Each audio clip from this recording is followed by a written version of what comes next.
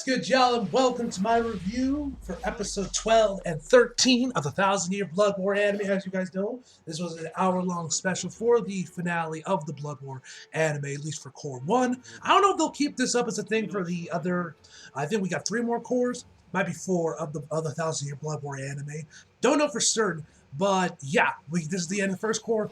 I would be curious if they're going to keep this. Like I said, this is they're going to keep up with the hour-long special that was just for this one core. Whatever the case may be, man, these last 2 episodes were fucking godly.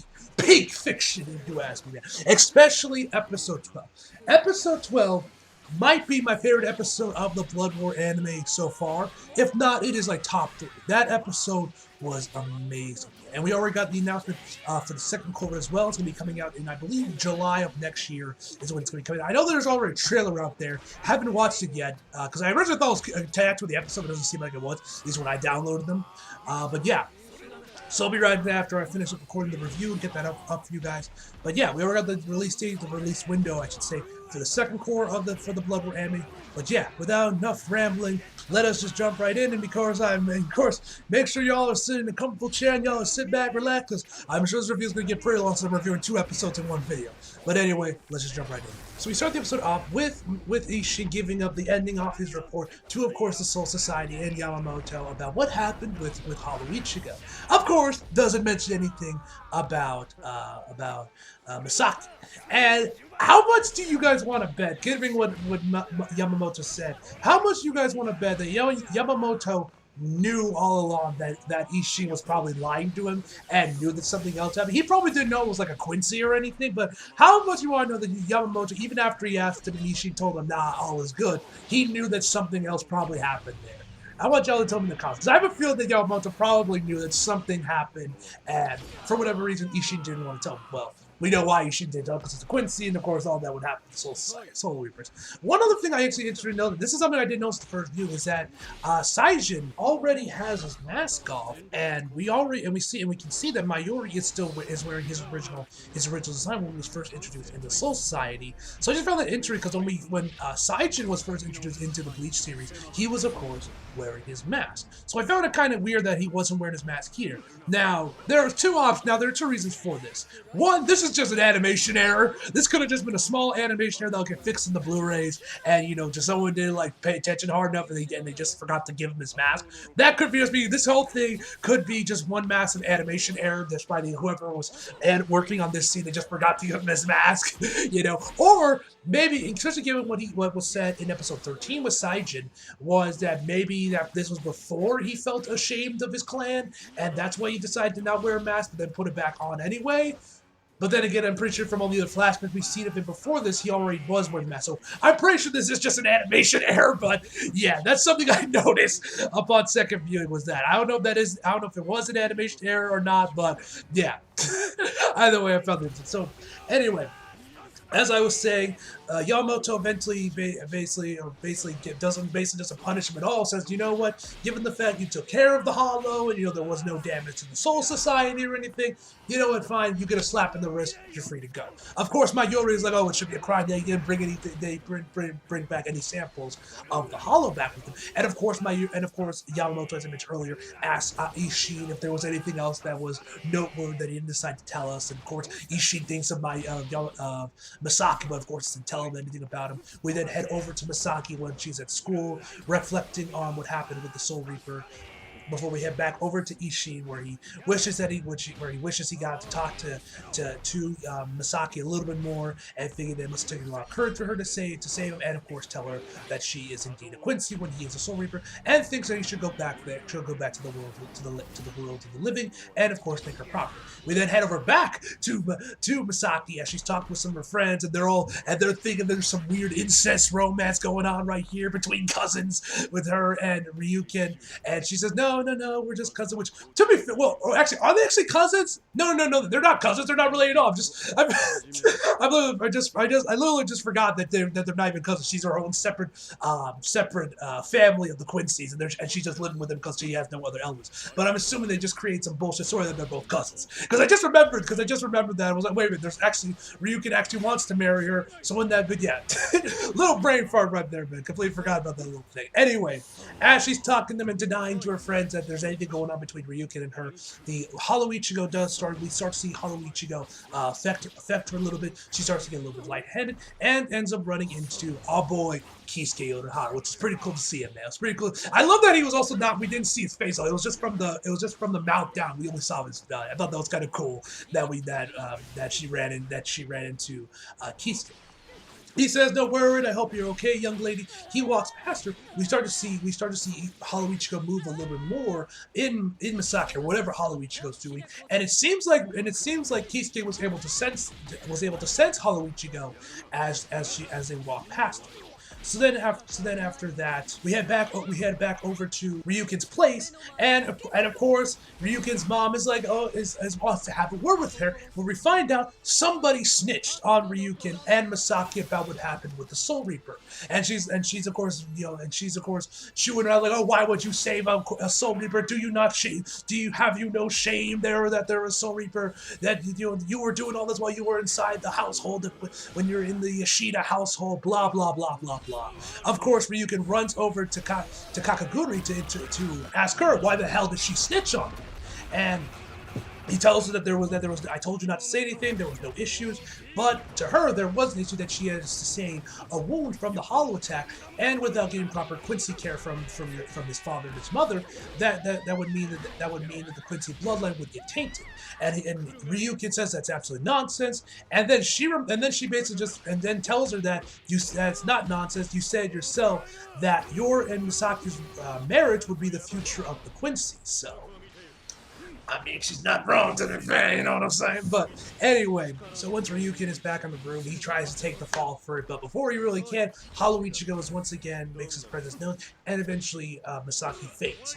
Ryukin completely jumps over the railing he was and grabs her and tries to seek help for where starts to seek help for her. Of course, his mom no, you will stay here, but Ryukin doesn't care and leaves. Anyway, interesting thing to know that this is also something I didn't notice when I first watched the episode, is that we get close-up of Ryukin's mom's leg, where it seems like she has some sort of scar on her leg. Also, her legs just kind of look very thin and frail in general, I noticed. But I noticed there was some sort of scar on her leg, which I thought was interesting. Could it be that maybe she was too perhaps attacked by a hollow, and maybe that's why? I don't know. Nothing really ever got. It's just kind of shown and just gone. I don't know if this gets expanded on later on in the series or not, but that's something I thought was interesting that I noticed. So, as Ryukin is jumping around in the air, trying to wonder what's going on with Misaki, we then see that she has that hole that we saw in the preview image that released for these two episodes earlier, a few days ago. We see that she has the hollow hole in her chest starting to form as well, and as Ryukin tries to figure out what's happening to her, bam, a hollow appears right behind them. But luckily, Ishin is there to make quick work of the hollow, and he, of course, notices the hole in Misaki's chest. He tries to look at her, but Ryukin tells him not to move, tells him that he's the reason for all this, why she had to go through this is because you protected her, blah, blah, blah, blah. They keep arguing. Eventually, Kisuke comes in there, tells him to come with him, and that he can give her off from the house to save Misaki. We then get to the commercial cards, which I gotta say, the commercial cards for this episode were fantastic, especially the second one. Now, the commercial cards have always been amazing for the Blood War anime. I've been really digging the art style they've been using for them. They just look really nice. But that second one that's called Quincy and Hollow, I believe it was, with Misaki and Hollow Ichigo, that one looked fucking cool, man. That one looked really sick. So anyway, we head over back to Urahara's shop, where we get the lowdown of how he's able to save Misaki. First and foremost, we know is that Misaki cannot be brought back to how she was before. She will always have Hollow Ichigo inside her, no matter what, and that she's currently going through the process of hollification, which we already know is, of course, Ichigo have this, Shinji, and of course his crew, they all have hollification, and and because of this holification, it was originally meant to give them to enhance strength of Soul Reapers, but of course it ends up leading to them just becoming absolute mindless zombies basically, and of course committing what is called soul suicide. So what Urahara proposes is to stop the soul suicide from all the years of research from the hundreds of years of research he's done, to prevent that by counteracting it with an equal force. So he gives Ryukin a specific example where he says like if say it was just a human, I believe it was, they would just need the blood of if it was a Quincy, or actually a Soul Reaper, actually they would just need someone that's a hybrid of a Quincy and a human to of course counteract the holification or the soul suicide. But because Misaki is a Quincy and Quincy's have no resistance to hollows, they're gonna need something a little bit more powerful. And Ryukin tells him that's not it. There's got to be another way to do this. Urahara says you're sharp, and that Ryukin is the one that has to make a choice on this. It is in fact Ishin. And what Ishin has to do is basically bind his soul to Misaki to, of course, and fuse together with this Gigai. This Gigai he already has prepared that would turn him fully, that he would turn fully into a hybrid of a Soul Reaper and a human. Use that, connect the two, and that would counteract the soul suicide, meaning Misaki would stay human, but she would always have the hollow inside of her, and that no matter what, as Misaki's descendants will always have it as well. So who from the Hellverse, from the Hell Arc chapter, and as well the final chapter, probably also has Hollow Ichigo inside of him as well. For anime onlys, I won't go any deeper than that, but for manga readers, if you know, you know. So probably he too also has Hollow Ichigo inside of which that would be pretty cool to see if Kuma does eventually keep going on with the Hell Arc and the manga and everything, but neither here nor there. But yeah, definitely very interesting. So yeah. Anyway, once he's fully connected with the Gigai and everything, not only will he not be able to be a Soul Reaper anymore, but he won't even be able to see hollows anymore. So, obviously, basically, with everything going on about what happens if Ishin goes wrong, there's literally nothing but downsides for him. He literally loses everything and gains absolutely nothing from this. And Ryukin talks about this in his narrations. Like, oh, there's no way he's going to agree to this. There's nothing but downsides for him. But of course, because Ishin is Ichigo's dad, he agrees to this thing. And I love the fact he says, "Yeah, of course I'll agree to it. You talk too much." And I love the fact that he says that I have to quit being a Soul Reaper and protect her for the rest of my life. Of course I'll do that, which, like I said, there is so much of Ichigo and his parents, man. It's awesome. It's awesome. Like, obviously, yeah, like, no shit, they are his parents. Of course, there's going to be a lot of them in Ichigo and vice versa, but it's still pretty cool to actually see it, man. Anyway, he then basically kind of reiterates what Misaki said last episode, that if she dies because it couldn't make consistent, that he knows his future self will laugh at him. And so we then kind of go back into the hole that's inside Misaki, the hollow hole, as we see her getting sucked up, almost completely sucked up by the hollow. But then of course Ishin comes out there to grabbing her and blocking Hollow Ichigo from eating her. And I guarantee you,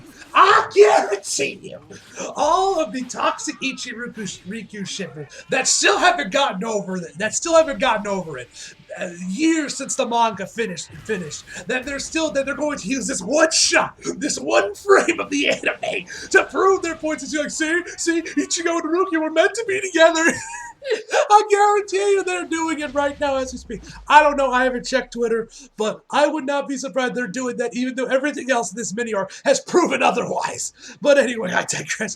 The second I saw this shot, it reminded me when Ichigo saved Rukia in the Soul Society, when he had that robe on top of him and everything. It just looked very similar. And I'm like, I know the the toxic Ichiruki shippers are going to use this to somehow prove that they were right all along, or whatever the case may be. He tells Hollow Ichigo that now that he's here, he will not let her lay a finger on her, and then uses Getsuga Tensho on Hollow Ichigo. Which this was pretty cool, because I did not know that Getsuga Tensho, Ichigo got that from his dad. I didn't know that. I assumed, given the fact that he already has a Soul Reaper powers back during the Arrancar arc, that somewhere in between there, Ichigo and Ishin do team up and they do a double Getsuga Tensho by that point. But still, this is the first time I saw it, and that was pretty cool to find out that these two, that Ichigo got that move from his dad. Anyway, Misaki is now safe, their souls are connected, and now Ishin is now a total, complete human. We then cut back to Ryuskin as he is sulking in the rain, walking back, walking back home into the rain, and we see Kataguri is there with an umbrella, and she asks him if he left Misaki alone, left Misaki alone the Soul Reaper. He said he did. He said he did, and then to go home and tell his mom that Ryukin is unequipped to protect the Quincy's. She doesn't want to leave, and tells him that I have devoted my life to you, and that ever since we first met, we actually get a flashback to when they first met, that her life belongs to her, or that her life belongs to him. Excuse me, and tells him, please don't be sad. When you are sad, it tears my heart. It tears my heart apart as she's crying in the rain. When you cry, that's when Ryuka's like, okay, I get it, and tells her that's enough. Let's go home. And then we basically find out what happened to Misaki as well as Hishin in the aftermath. That after Misaki graduated high school, she left the Ishida family, and with the skills he learned from the medical skills he learned from the academy, he of course started the Kurosaki Clinic. And with the help of Urahara, he was somehow able to manage. And then we then see Misaki getting, bro, the smirk on this woman's face though. I mean, this smirk is meme worthy, if you ask me, man. Either way, we find it as Misaki was graduating high school, was a student at college. She would often come by to make fun of his lab coat. I was like I said, he should looks good in lab coat, man. I don't know what Misaki's on about. It looks good on him. And he lied to her to tell her about how he lost his powers, saying that he was bad from the Soul Society from fucking up. But he suspects that she probably saw through his lies from the moment he told her that because he was bad at lying, and her intuition was really good. So lying to her was basically trivial, meaningless. She would always forgive him. She would always see through his lies, and of course forgive him. So then we then cut over to when they saw this movie where there was like this old couple, and I think the woman's like on her deathbed or whatever, and the dude tells that the dude compares his wife to the son. Now, interestingly enough, this is something I didn't notice because I believe it was yesterday actually. I saw a tweet that apparently both Misaki and Orihime are both often compared to the son throughout the series, which I thought was kind of interesting. Add that to the list of reasons why it was obvious that Orihime and Ichigo were to get it together. But anyway, y'all can add that to the list of reasons. Well, and apparently there was also a bunch of Ichiruki shippers in the comments. They being salty about that, apparently, from what I heard. Anyway, regardless of such, Ishin remembers nothing else in the movie other than the fact that Misaki started crying, and how she attracted everything and forgave everything, and that everything spun around her. She illuminated everything, and that he was happy to be spun around by her. And then, of course, they fucked, and Ichigo was born. Ishin obviously didn't say all that, but you know. Anyway. He says that once Ichigo made contact with Rukia and of course and borrowed her spiritual pressure, it awakened his soul powers, and because of that, it broke the connection that Ishin had with Hollow Ichigo because Hollow Ichigo was awakened inside Ichigo. Severing the connection, meaning that he was no longer able to suppress it, meaning that he was finally able to become a Soul Reaper again. And then we finally get to the big one. On June 17th, 9 years ago, when Ichigo's mom died, we finally learn what really happened to her death and what was the truth behind it. Now, at first, because right after it says this, it cuts to the credits, and I'm like, God damn, it's over. They're gonna damn. I was like, because at this point, I thought they were gonna save this for the last episode, episode 13. But no, in fact, all of this is a post-credit scene for this episode. And mind you, by this point, there's about 5 minutes left of the episode, which, given how much space this takes, and of course how pivotal the scene is, why would you put this in a post-credit scene? Like, what happened with Uryu, that made sense to make it that a post-credit scene. But this, I feel they should just continued on the episode where they were going, rather than cut to the credits, then get back to this. I don't really get why they decided to make this a post-credit scene, but yeah. I thought that was a little strange by Perry on making this a post-credit scene rather than just continuing the episode as it was going and then hit the credits. But whatever the case may be, we find out in the post-credit scene. So what really happened was that Misaki would have mopped the floor with Grand Fisher. She would have no problem defeating him, would not even get a single scratch on her because of how strong her defensive abilities were. But when this battle was going on, it was when Yuha first regained his pulse, and through the process of Asuwalan, if I'm pronouncing that right, probably not. But basically, how this works is that Yuha basically takes the Quincy power from whatever Quincy he deems impure, and basically absorbs it into himself, which I'm sure goes with the whole like, oh, he gains his pulse after 900 years, his mind after 90 years, etc., etc., etc. And on this day, both Kakaguri, Uryu's frail mother, so yeah, they eventually got married. Cool. They got married, she lost her life, and that Misaki Lu lost her powers, and then of course, because she lost her powers, she would in turn lose her life in battle against Grand Fisher. And that is what really happened to Misaki. And Ishin goes on saying how all the Quincy's, that he is the father of the Quincy's, all the Quincy's start from him, and they all have his blood run through it. And I like the editing right here where they basically did a flashback to everything that Yuha said to Ichigo during their fight around the end of it. And you can almost, it's like they almost overlap his audio a couple times, and it looked really good. I like the way that this whole flashback sequence was edited together. I thought it looked really good. And then Ichigo tells Ishin, thanks. I have waited to see this scene in the anime for so long because this was one of the few manga panels I saw of the Blood War years ago. And the second I saw Ichigo's face, I'm like, bro, I need to see this in the anime, and I gotta hear this with JYB, man. So yeah, this scene looks absolutely incredible, man, and yeah, the anime did justice, man. The voice edit from Ichigo's Japanese voice actor, fantastic. And yeah, look to me. Once again, this is another shot where it looks like they ripped it right from the manga into the anime. It looks absolutely amazing, man.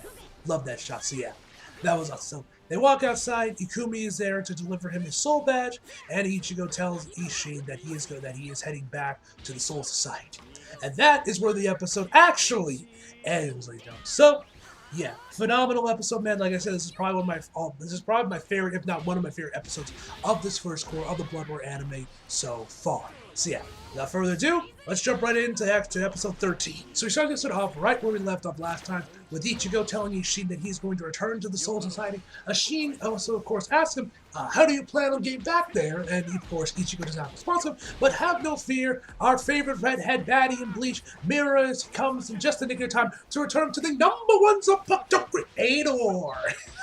I cannot wait till the dub gets there just so I can hear how they sound, who they got the voice of, and two, just to hear it's like #1 Zanpakuto creator. Anyway, we are back inside the pit, and once again Ichigo is back to choosing his Zanpakuto again. And then now this time, interestingly enough, all of the Asuchis are all kneeling before Ichigo as he walks past him. And then he gets to basically all the way to the back, and he says, "You are the one."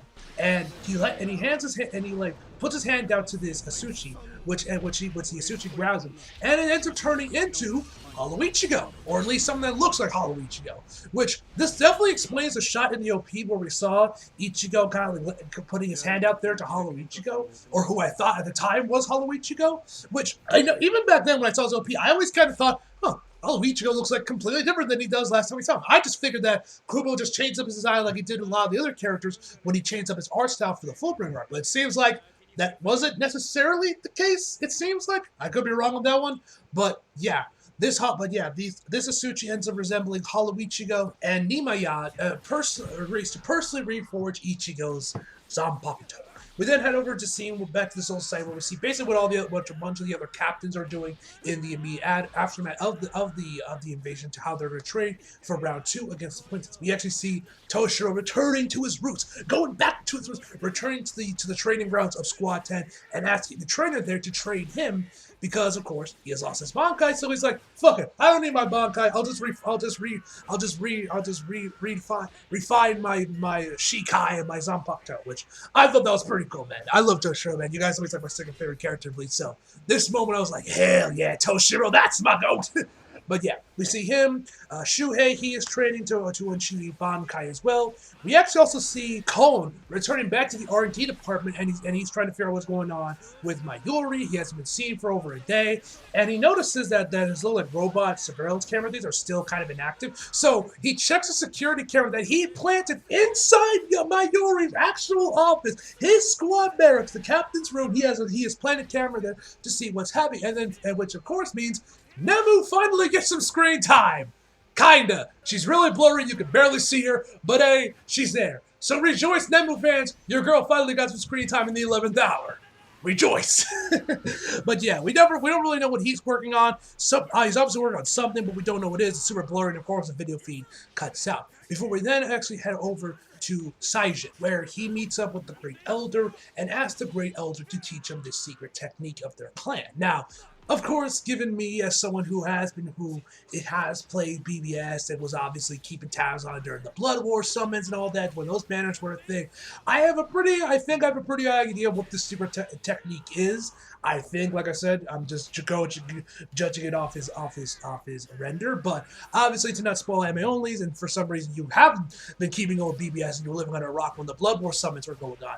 I will not go any farther than that, but I think I know what this form or this technique is. Anyway, he tries to tell us about it, but the Great Elder just starts laughing his ass off, saying, you have the nerve to come back here. You used to wear a hood because you were ashamed of our clan's appearance. Sanji tells him that, look, he isn't wearing a hood anymore, and that times have changed in the decades since then, and that he thinks that our clan could finally go out into the open.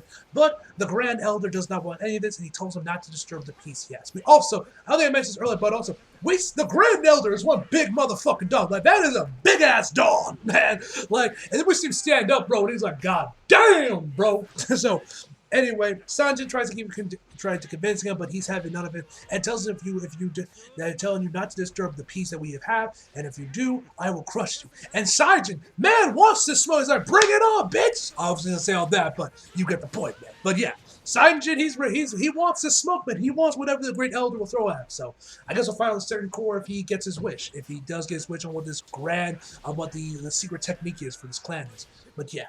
Anyway, we then head over back to Ichigo, and he's falling down like this sliding thing with Hollow Ichigo, or I guess the Yasuchi that looks like Hollow Ichigo.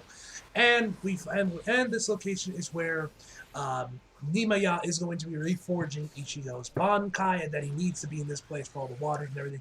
Then the rest of Namaya's harem comes in there. They all punch him for some reason before, and one of them actually straight, and I'm pretty sure it's a lolly too, goes straight up Pete Dunne on his ass by with the bending of the fingers. Don't know why they all need to hit him before they can reforge his Bankai. And Ichigo's face was basically mine. I'm like, yeah, bro, I'm just as confused as you.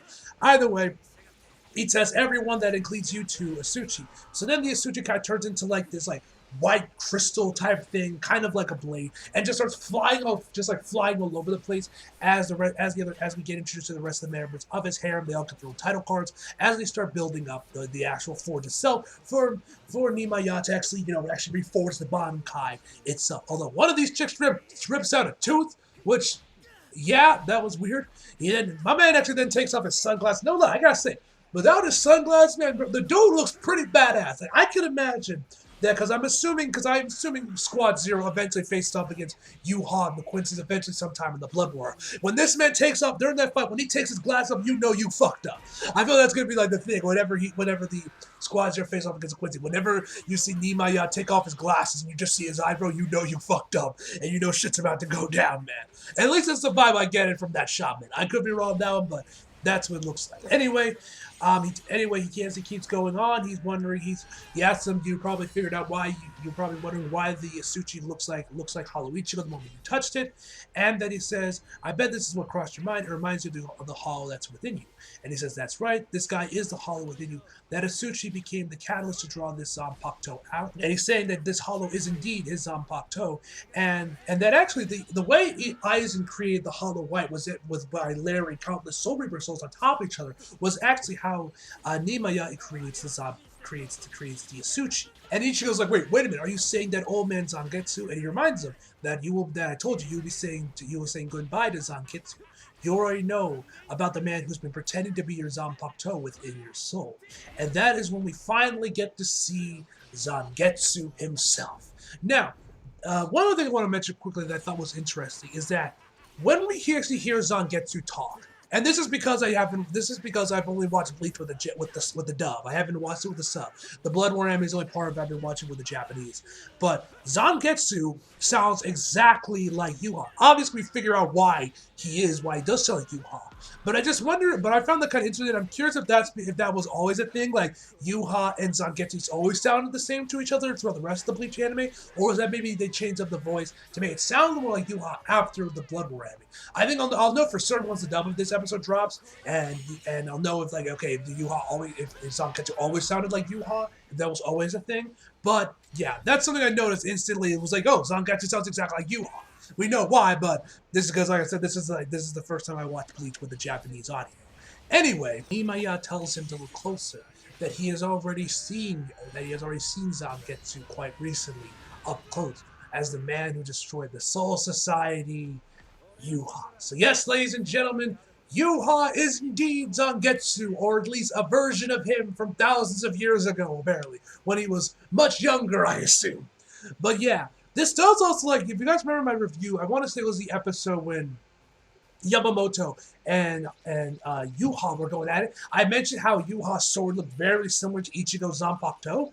Seems I wasn't that far off the mark. It seems that they are indeed related in some way, and yeah. So anyway, Nimaya continues on that Zangetsu is not his spirit, is not a soul power, but rather his Quincy powers. And Ichigo reveals that he's been basically trying not to think about it, not to think about how similar these two look, and how he was able to find him and go straight to him without knowing anything, and know he was the most important enemy. And of course, when he saw Yuha, he was of course reminded that he looked like someone he knew, which was Zangetsu. So Ichigo then starts talking to Zangetsu, asking him what's going on. Zangetsu told me he's not Zangetsu. The building splits in half before they're all submerged underwater. And Ichigo then straight asks him if he is Yuha. He tells him that he is Yuha, but yet he is not. Ichigo is confused. He's tired of the bullshit of all these like roundabout answers. He asks him straight up, "Are you my enemy or are you my ally? Has everything you told me a lie?" Yuha, or I guess Zangetsu, I should say. I might start flip flopping names with them. But anyway, Zangetsu told him that he's neither enemy nor ally. But there were no lies in the word he told him except the name he said.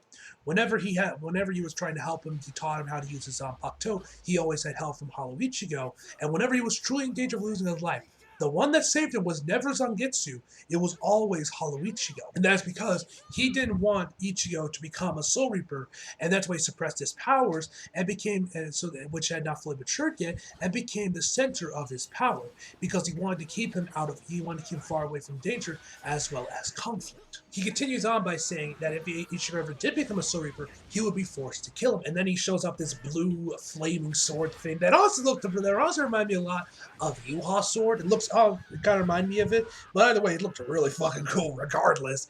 Anyway, he continues on saying that, but Ichigo chose the path of the Soul Reaper, and was given the opportunity to hone his strength. He